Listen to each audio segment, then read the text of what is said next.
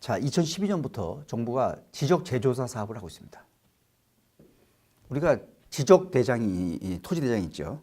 그 토지대장이 있는 내용이 실제와 맞는지 그걸 조사해서 실제와 다르면 토지대장 지적공무상의 내용을 고쳐요.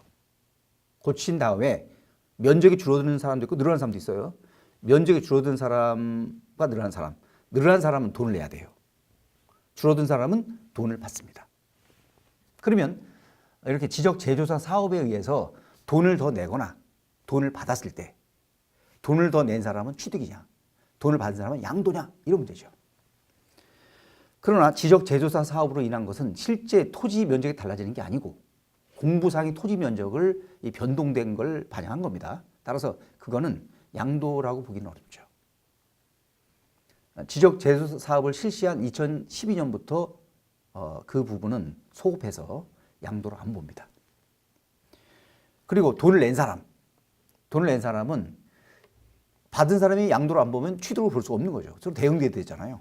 양도면 취득이고 양도 아니면 취득이 아닌 겁니다. 그래서 취득 가액으로 해서 경비로 빼지 못한다라는 규정은 취득을 안 본다는 거죠. 그 규정은 2019년 이후 양도분부터 종전에 넣은 사람은 놔두고 건드리지 말고 2019년 이후 양도분부터 취득가액으로 뺄 수 없습니다. 네 번째 내용은 조정대상 지역에서 아파트 분양을 받은 거예요. 분양권을 판다. 예, 조정대상 지역입니까? 집값이 많이 오른 지역이죠. 아마 입주권, 아파트 당첨권도 많이 오를 거예요. 그렇죠. 집값이 많이 오르면 덩달아 오르는 거죠. 그래서 그걸 팔게 되면 양도소득을 중과하는 규정을 만든 거예요. 그 아파트 분양권을 양도하면 중과하는 규정. 자, 조정 대상 지역에서 분양권을 팔았다. 양도소득세가 50%예요. 엄청나죠. 거기에 지방세까지 붙으면 얼마예요? 55%. 내가 1억 벌면 세금이 5,500만 원이야. 거기 그런 거 나오는 거예요. 기본공제를 빼주면 그건 미미하고. 나보다 정부가 돈을 더 많이 봅니다. 나는 45%, 정부는 55%. 다만 그 분양권 판 사람이 집이 없는 세대고요. 그다음에 나이가 30살 이상이거나 배우자 있으면 중과를 하지 않습니다.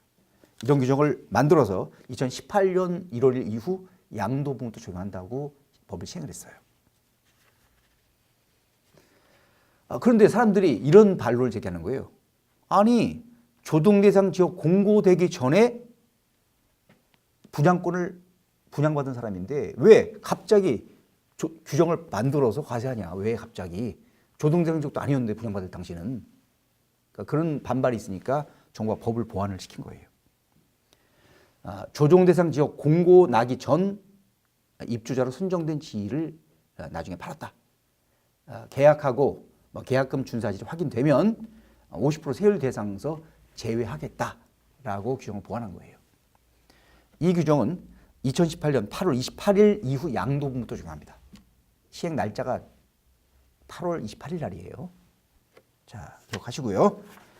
여기까지 해서 강의 마치고요. 다음 강의는 아주 중요한 내용입니다. 2월 과세 규정이 바뀌었다. 이런 내용이에요. 자, 수고하셨습니다.